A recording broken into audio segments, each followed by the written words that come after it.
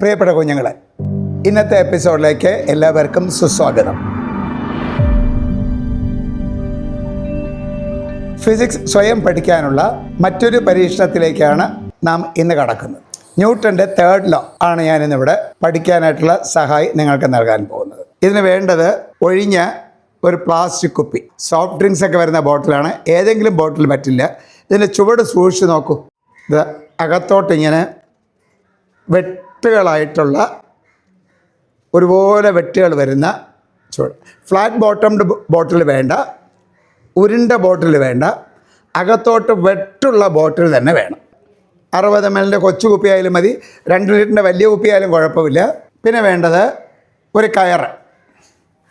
കയറ് കുപ്പിയുടെ കഴുത്തിൽ ഇങ്ങനെ കെട്ട്. കുപ്പിയുടെ കഴുത്തിൽ ആ കയറ് ഞാൻ കെട്ടിയിരിക്കുന്നു, നൂൽക്കയറ് കെട്ടി. ഏത് കയറ് വേണേൽ കെട്ടിക്കോളൂ.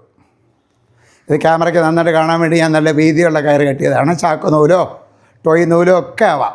കങ്കൂസ് നൂലാണ് ഏറ്റവും നല്ലത്. ഏറ്റവും നല്ലത് കങ്കൂസ് നൂലാണ് കേട്ടോ. പക്ഷെ അത് ക്യാമറയ്ക്ക് നേരെ കാണില്ല, അതുകൊണ്ട് ഞാൻ നൂൽക്കയറ് ഉപയോഗിച്ചു.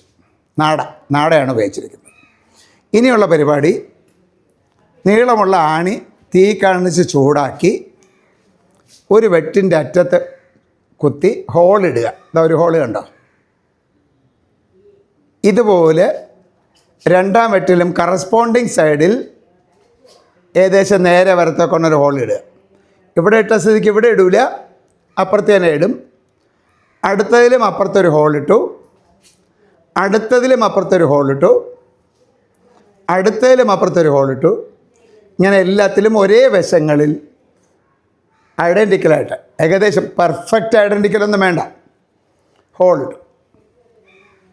ഒരു നൂല് കെട്ടി വച്ചിട്ടുണ്ട്. ഇനി ചെയ്യുന്നത്, എനിക്കിതിൽ വെള്ളം നിറയ്ക്കണം. വെള്ളം നിറയ്ക്കാനൊരു പ്രശ്നമുണ്ട്. അടിയിൽ ഹോളുള്ളതുകൊണ്ട് ഞാൻ പൈപ്പിൽ ഗ്ലാസ് വെച്ച് വെള്ളം ഒഴിക്കാൻ നിന്നാൽ വെള്ളം ഒഴിച്ചുകൊണ്ടിരിക്കും, വെള്ളം അടി കൂടെ പൊയ്ക്കൊണ്ടിരിക്കും, നിറയാൻ ഒരുപാട് സമയം എടുക്കും. അതുകൊണ്ട് ബക്കറ്റിൽ വെള്ളമെടുത്ത് ഇതിലിങ്ങനെ മുക്കി നിറയ്ക്കുക. വെള്ളം നിറയ്ക്കുമ്പോൾ ഹോളിൻ്റെ ഒരു ചെറിയ ഭാഗമെങ്കിലും എയറിലോട്ട് തുറന്നിരുന്നാൽ വേഗം നിറഞ്ഞു കിട്ടും, കുമിള വരാതെ. ഇനി പരീക്ഷണത്തിന് വസ്തു തയ്യാർ. നിരീക്ഷിച്ചോളൂ. ഞാൻ കയർ പൊക്കിയെടുത്തപ്പോൾ നോക്കൂ, വെള്ളം ഒരു ദിശയിൽ പോകുന്നു, കുപ്പി വിപരീത ദിശയിൽ കറങ്ങുന്നു. വെള്ളം ഒരു ദിശയിൽ കറങ്ങുന്നു, മനോഹരമായൊരു കാഴ്ചയാണ്. കുപ്പി എതിർ ദിശയിൽ കറങ്ങുന്നു. ഒന്നുകൂടി ആവർത്തിക്കാം. വെള്ളം നിറയ്ക്കുന്നു, വെള്ളം ഒരു ദിശയിലോട്ട് കറങ്ങി തെറിച്ചു പോകുന്നു, കുപ്പി വിപരീത ദിശയിൽ കറങ്ങുന്നു. എന്തുകൊണ്ടാണ് ഇതെന്ന് ചോദിച്ചാൽ, നിങ്ങൾ പഠിച്ചിട്ടുണ്ട്, for every action there is an equal and opposite reaction. ഇവിടെ കുപ്പിക്കകത്തുള്ള വെള്ളം ഹോള് വഴി വെളിയിൽ പോകുന്നു. അകത്തുള്ള വെള്ളം ഈ ഹോൾ വഴി വെള്ളത്തെ പുറത്തോട്ട് തള്ളിവിടുന്നു. ആ വെള്ളം കുപ്പിയെ വിപരീത ദിശയിൽ പുറകോട്ട് തള്ളുന്നു. അകത്തുള്ള വെള്ളം മുന്നോട്ട് തള്ളുന്ന കാരണം വെള്ളം ഒരു ദിശയിൽ പോകുന്നു. പുറത്തു പോകുന്ന വെള്ളം കുപ്പിയെ വിപരീത ദിശയിൽ തള്ളുന്ന കാരണം കുപ്പി വിപരീത ദിശയിൽ കറങ്ങുന്നു. ഇതിലൊന്ന് പ്രവർത്തനം, ആക്ഷൻ, മറ്റേത് പ്രതിപ്രവർത്തനം, റിയാക്ഷൻ. അപ്പം നിങ്ങളൊരു സംശയം ചോദിക്കും, ഇതിലേതാണ് പ്രവർത്തനം, ഏതാണ് പ്രതിപ്രവർത്തനം, ഏതാണ് ആക്ഷൻ, ഏതാണ് റിയാക്ഷൻ? മനസ്സിലൊന്ന് കുറിക്കൂ. നിങ്ങളുടെ ഉത്തരം എന്തുമാവട്ടെ, എനിക്കറിയില്ല ഏതാണ് ആക്ഷൻ ഏതാണ് റിയാക്ഷൻ എന്ന്. കാരണം ഇവ രണ്ടും ഒരുമിച്ച് സംഭവിക്കുന്ന സൈമൾട്ടേനിയസ് ആണ്. അതുകൊണ്ട് ഇതിലേതോ ഒന്ന് പ്രവർത്തനം, മറ്റേത് പ്രതിപ്രവർത്തനം. One is action, the other is reaction എന്ന് പറയാനേ എനിക്കറിയാവുള്ളൂ. ഇതിലേതെങ്കിലും ഒന്നിനെ ആക്ഷൻ എന്നും മറ്റൊന്നിനെ റിയാക്ഷൻ എന്നും നിങ്ങളെടുത്ത് പറയാൻ പാടില്ല. പല പുസ്തകങ്ങളിലും ഒരുപക്ഷെ ഇത് വെള്ളം വെളിയിൽ പോകുന്ന ആക്ഷൻ, കുപ്പി കറങ്ങുന്ന റിയാക്ഷൻ എന്ന് നിങ്ങൾ കാണും. അത് തെറ്റാണ്. Action and reaction occur as pair simultaneously. പ്രവർത്തനവും പ്രതിപ്രവർത്തനവും ജോഡിയായിട്ട് ഒരുമിച്ചുണ്ടാകുന്നു. അത് കാരണം ഏതോ ഒന്ന് പ്രവർത്തനം, മറ്റൊന്ന് പ്രതിപ്രവർത്തനം. One is action, the other is reaction. ഇനി ഈ പരീക്ഷണം ചെയ്യുമ്പോൾ ശ്രദ്ധിക്കേണ്ട കാര്യം, ഞാനിതൊന്നുകൂടെ കാണിക്കാം. തെറ്റായ ഒരു റിസൾട്ട് നിങ്ങൾക്ക് കിട്ടാൻ ചാൻസ് ഉണ്ട്. ഇങ്ങനെ വെള്ളത്തിൽ മുക്കി പുറത്തെടുത്ത് ഭംഗിയായിട്ട് വെള്ളം ഒരു ദിശയിലും കുപ്പി എതിർ ദിശയിലും പോകുന്നുണ്ട്.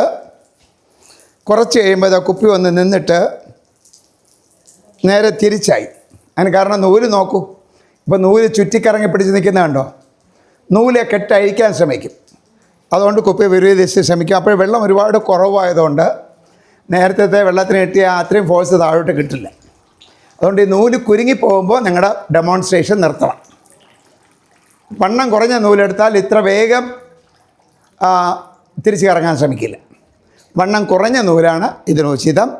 അതുപോലെ നൂല് നന്നായിട്ട് കുരുങ്ങിക്കഴിഞ്ഞാൽ കുരുക്കഴിക്കാൻ ശ്രമിക്കാൻ തുടങ്ങുന്നത് നിങ്ങൾ കുപ്പിയെ പിടിച്ച് ഉയർത്തി പരീക്ഷണം അവസാനിപ്പിച്ചോളണം, മറ്റുള്ളവരുടെ മുൻപിൽ കാണിക്കുമ്പോൾ.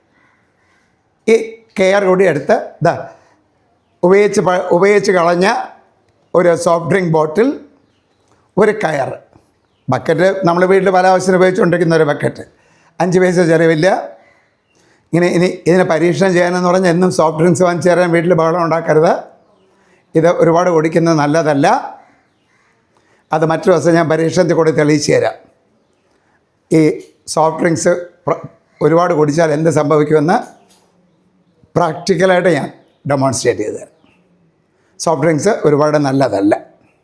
All the best. Thank you.